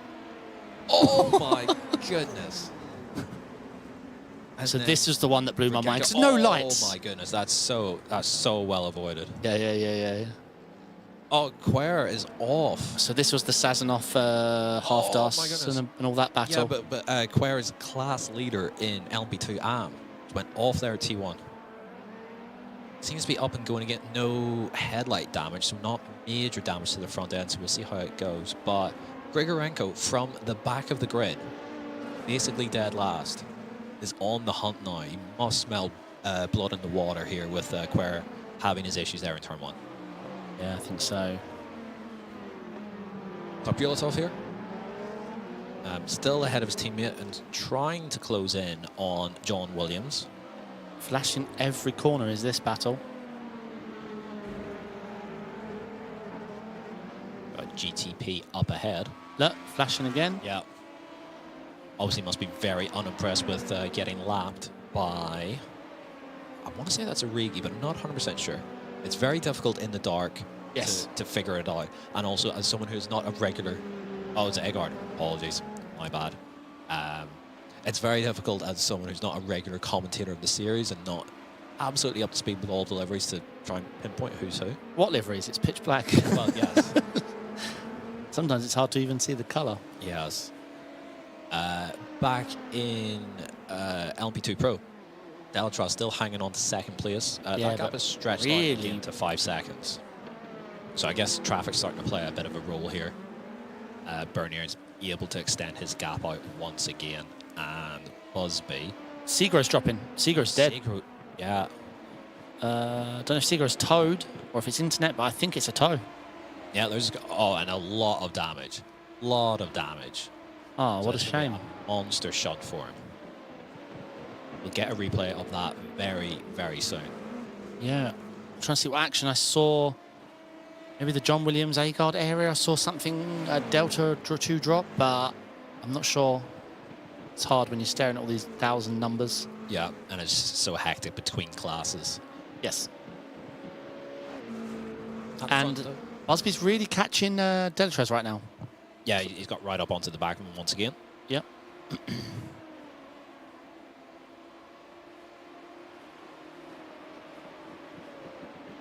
So Clement's held on to that lead. Oh yeah, we're just about to come up to the white flag here. And Look at the Ross- clock. Yeah, 59, 51 of the line. So yeah, definitely another lap. Yeah, let's hope they've all fueled, because people like Origi, let's see. Is Yeah. Origi thinking, wait, no, where was the white flag? Fidri, Fidri and Sazonov. it's been a good battle all race long. Yeah. John Williams has been able to extend his gap there in P6. Yeah, mega pit stop from John. That's what did it, 21.5. But whether he's put enough fuel in, so he's one of the drivers that we are wondering. Yeah, well, the reason it gives me hope is it copied Busby. So it Yeah. might have just been doing... Busby gave him a number and he's just been driving to that, and that's all he's done. Yeah. What a battle. Yeah, super stuff here. And it's the last lap for these guys, so if it's going to be done, it's got to be done now.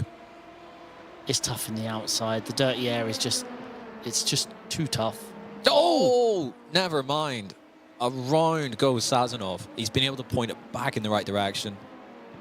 Yeah, he Only must have... for the loss of one spot. but Must have lost it, right? You that can't... didn't look like contact, no. We'll see, we'll see. Yeah. Directly behind, though, is Clement Quer, who is leading in GT, LMP2 AM. But back at the front, GTP Pro, Tarasoi is going to take the win here at Sebring. He's stretched that gap over his teammate, Norbert Tamash. He's led from start to finish.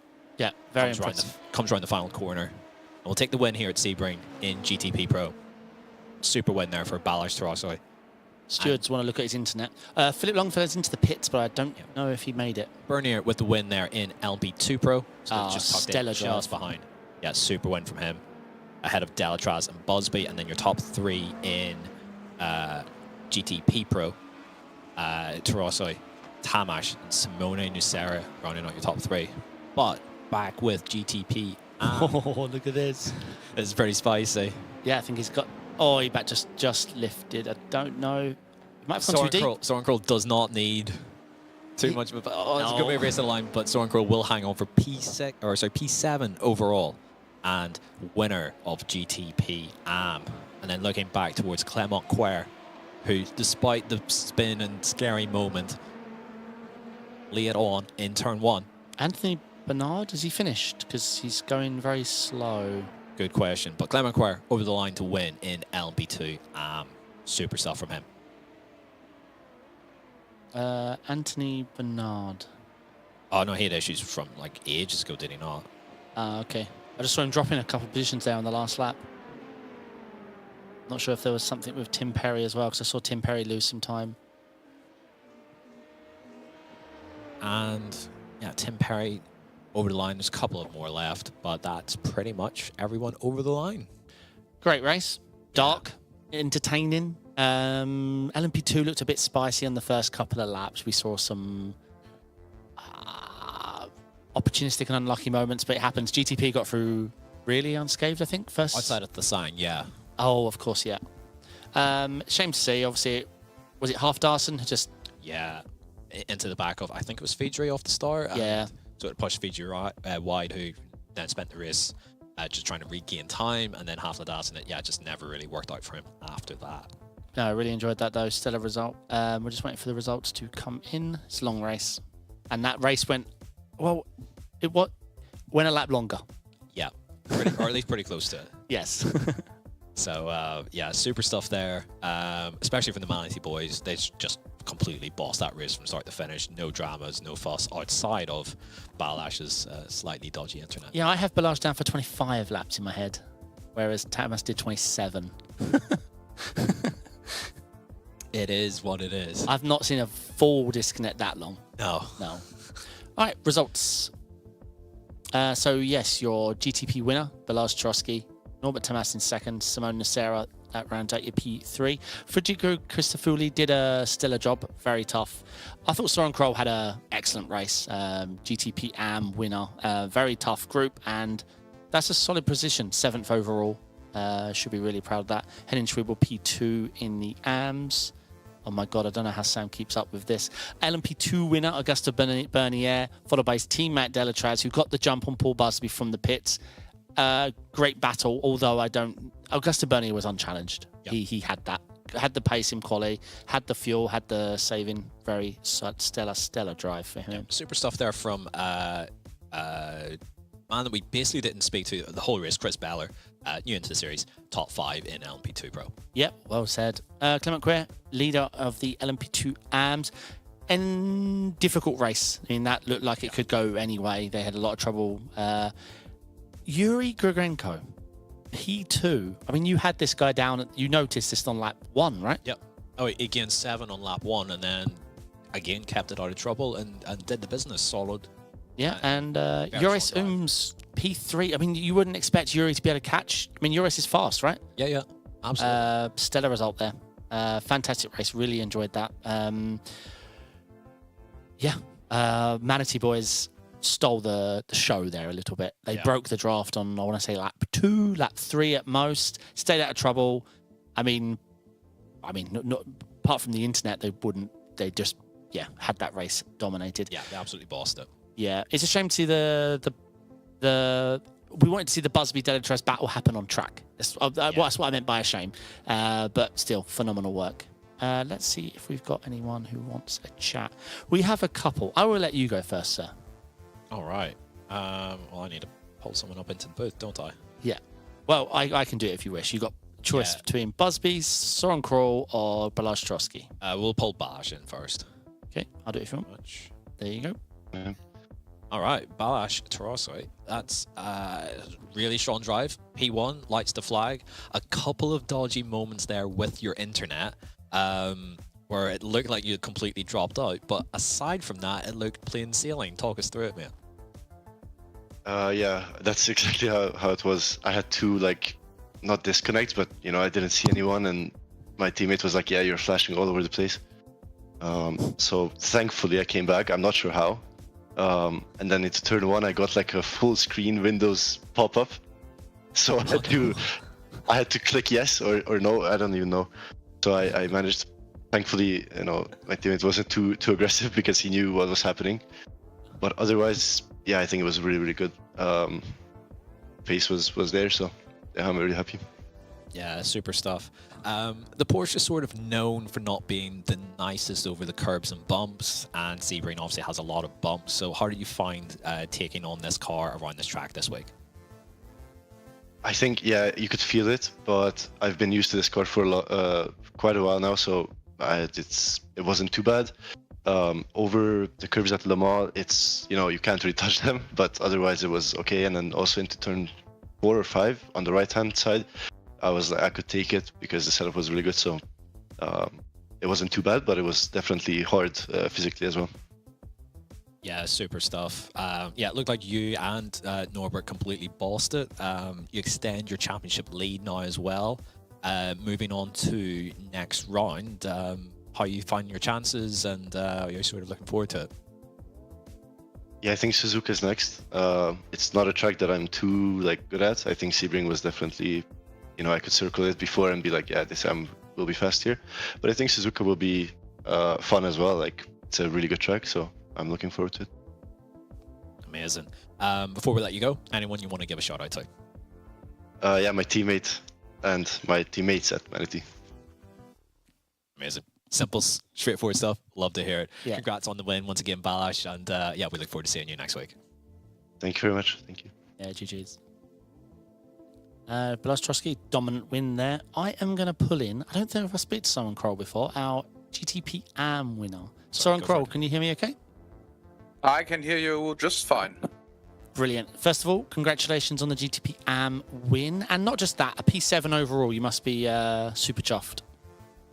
Yeah, definitely. It was a bit of a surprise because in practice, just before quali, I didn't really feel great. Felt a little bit, too slow in my head just to like cope with the speeds, especially at night today. But then something clicked in quali, won the race. Not as fast as M driver though, I also have to admit. But yeah, it's a good surprise, and I definitely take that. Yeah, no, brilliant. You had a good moment there of heading Schwebo, I think, if I remember rightly. Sorry, it was a lot for us. This was a lot of cars. It was night. It was very difficult to see you guys. How did you find the race, and how was the traffic? Henning is a teammate. He obviously he's fighting for the championship, so he just let me by because he felt I'm just quicker than he is.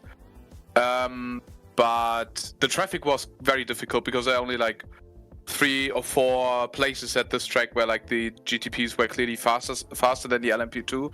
So I struggled with that quite a bit. I actually picked up some damage about 7 minutes from the end because an LMP2 hit me in the back. But apart from that, no issues really. Oh, that's great. Rest of the season, Suzuka, is this a track you're looking forward to? It's an unusual one for multi-class, like on the popular side. How do you find your chances there? If I can make it in time for the race, because I have work relatively late next Thursday, I'm really looking forward to it. It's a track I really like, and multi-class is a little bit difficult around there, but the track is, especially in these higher downforce cars, just nice, and I just hope that I will have a good race there too. Yeah, and I fully agree. Higher the downforce at Suzuka, the more fun. But you are right, that first sector can be difficult to pass even if you have the pace advantage. No, again, congratulations to yourself and your teammate. It was a mega result. Is anyone like to give a shout out to?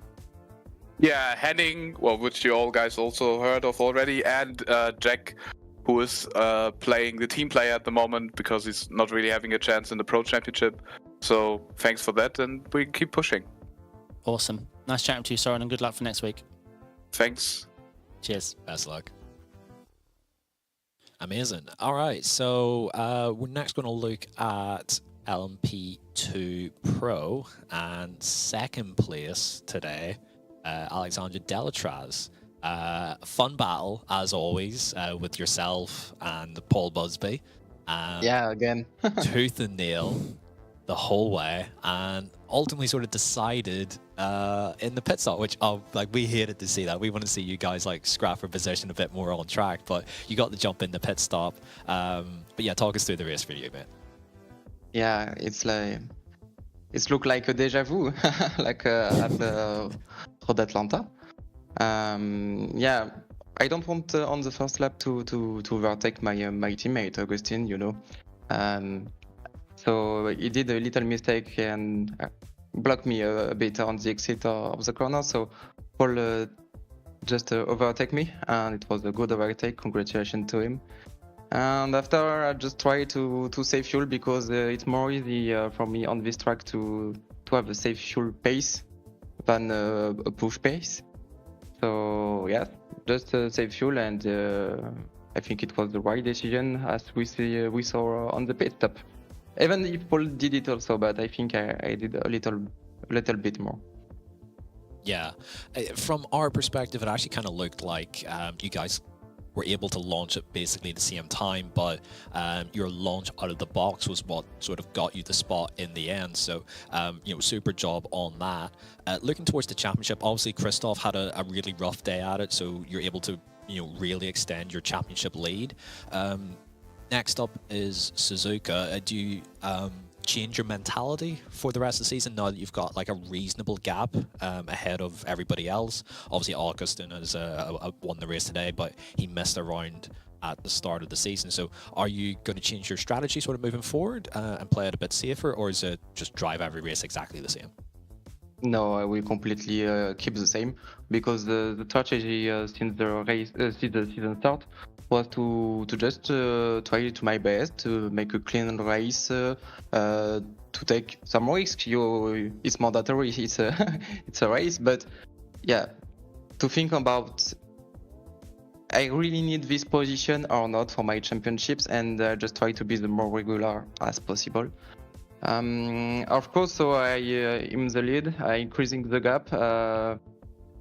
I'm not happy that I increasing the gap because Christophe have had an issue. It's not what I want. But yeah, it's happened. It's a sim racing life. And we need to don't forget Augustine because yes, he missed the first one, but we have I lost my word, sorry. But one round didn't count at the end. Yeah, very true. Very true. Yeah.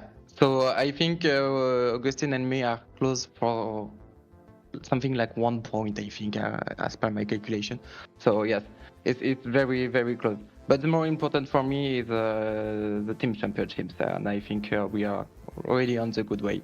After, of course, I want to win the driver championship, but it's not the more important for me as the team manager. Very true.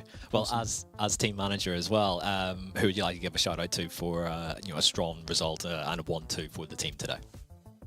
Yeah, I was hoping 1-2-3 before Christophe issue, to be honest.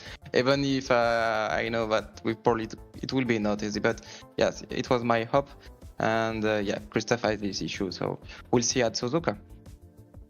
We shall see you at Suzuka indeed. Congrats on the P2 today, and yeah, we'll see you next week. Thank you. Bye. GG's. Thank you very much. All right, time for one more quick one. Yeah, I think we got time. Quick one. Hello, Paul. How you doing, mate? Hi, David. Yeah, sweaty. Yeah, I bet. First question, mate. I'm going to skip straight to it. Pit stop. I had a lot of the Effect boys coming in telling me you were distracted. You know what? I thought you were slow in to stop, but they're saying you were slow off. Talk me through it. Probably actually a bit of both, to be honest with you. I overbroke a little bit on the way in. Alexandra, he took loads of time out of me going into the box because I was just, I don't know, bottled it. And then when I put the fuel in my head, I was thinking about, I don't know why, but I had the number in my head, 48 litres because, I don't know, tyres, but I don't know. It's for whatever reason, I had 48 litres in my head. So you was looking down at the fuel count. I wasn't putting in 48 litres, that was the thing. So I was putting in 41, because I'd basically fuel saved from the start of the race. So, like, I was more than good on fuel. And I was busy staring at my fuel gauge, and then it stopped moving at 41.5 litres or whatever, and I was like, shit, I need to move, and it meant that I didn't have my hand on the clutch or anything like that. So I got the terrible getaway, and off Alexandra went, and I sat there with egg on my face basically. It's tough though. I mean, they're obviously, you don't mean to tell me, they're very tough competition. You've been racing them every week this season. How you must look forward to these battles, right? Because you're always around them, you're on top of them, you've built up a bit of a mutual respect on track. How do you find it? Is it something you look forward to? 100%, yeah, it's great battling. It tends to be Alexandra that I'm fighting most of the time. We can go side by side, we can push each other, and we know it's always going to be respectful. I don't think we've ever had a proper coming together, and it kind of pushes us both to be as good as we can possibly be, really. Early on in the race, Bernier had an issue. He kind of went a bit deep into Cunningham and kind of got a wiggle on, and it meant that Alexandra had to kind of back out a little bit. So I kind of chucked it down the inside, and he kind of closed the door on me a little bit, so I had to go full Kevin Estre and have two wheels on the grass to get past him. And then we went kind of side by side into Le Mans, which was pretty scary. But yeah, we both got through it, and I managed to nick the lead. And then I managed to put a bit of a gap into him until I had a backmarker GTP go off in front of me, and then he had a slowdown and all this, that and the other. It basically cost me like 2 seconds, which was really frustrating because that was like 2 seconds around here against Delatraz is a big, like, I need that, So at that point my head had kind of fallen off a little bit, and it all kind of went a bit downhill from there. And plus, like, obviously you can only take rears at the stop, so it gets to a point where the front starts pushing on really badly towards the end, and it just, when you're in the dirty air behind the car in front, it's just, you just can't stick behind people for that long. You just don't have enough there to do anything with, you know. Yeah, still a solid result. It's not, you know, it's not been the season you wanted. A lot of bad luck, and yeah, it's been a tough season for you. So nice to get one on the back in the books, get some points on the board, show your pace. I'm not sure what happened to Christophe Fabinho. I don't know if you saw. Yeah, it happened behind me, but I think he died. I think he died at turn 1. I think there was. I noticed in my rearview mirror there was a there was a lot of cars in places where they probably shouldn't have been. But at that point, I had Delatraz breathing down my neck, so I couldn't pay too much attention to it. Yeah, Suzuka, mate, talk to me. Is this a track you're looking forward to or dreading? I quite like Suzuka. I wouldn't go as far to say it's one of my stronger tracks, but I enjoy it as a track. I like all the high speed, but like the first sector is amazing at Suzuka. I love it. But I've got a horrible feeling it's probably going to be wet, because it tends to be wet at Suzuka at this time of year. So yeah, I'm not looking forward to it if it's wet. Let's put it that way. Well, I think it's a good opportunity for you guys to get an overall race win if it's wet. Do you know what I mean? Paul hates the rain. You haven't seen me drive in the rain, mate. Okay. Well, I've seen your car control out of like most slow speed corners where it looks like you're just wringing the absolute neck out of it. So I trust you in the way. I'm sure you'll be all right. Yeah, I like turning my car into a drift car. So yeah, it's all good. All right, Paul, lovely chatting with you, mate. Anyone you'd like to give a shout out to? No, just as usual, everyone at the team at Effect. We've got some big races coming up this weekend with the first round of IFRA and bits and pieces like that. So it's nice to see everyone on practicing together and grafting to try and get the best result we can. So yeah, onwards and upwards. Nice, mate. Good luck to Ivor. We'll talk Cheers. soon. Later, mate. Cheers. Take care. Bye. Bye. Paul Busby there. Tough race, but yeah, I mean, it's tough. Like he knows what he's racing, knows who he's racing, knows that it's a team against. He's up against a whole team, right? Because obviously that was a hard enough race without Christophe. So yeah, exactly. Yeah, full credit to Augustin for sort of just dominating from up front. Paul and Alexandre sort of scrapped a little bit. That allowed him to get clear, and that was sort of day done in LMP2 Pro. Right, let's not forget our sponsor for this race, Apex Racing Sim. The summer sale is still going on for VRS equipment. Top of my head, the VRS wheel rim, the Pro, is £550, and the light rim, it's £425. So make sure you check that out, apexracingsim.com.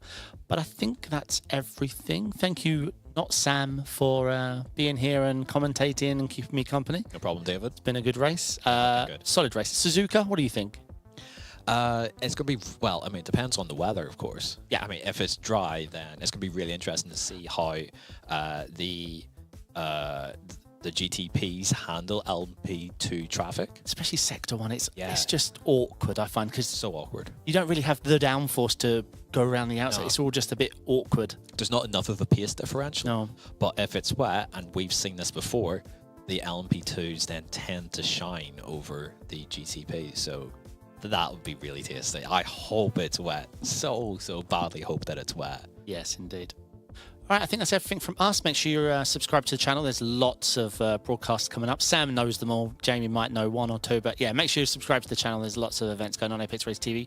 But that's it from us. We'll be back next week for Surround at Suzuka. So yeah, At Suzuka. let's go. Thank See you you very next much. Ciao.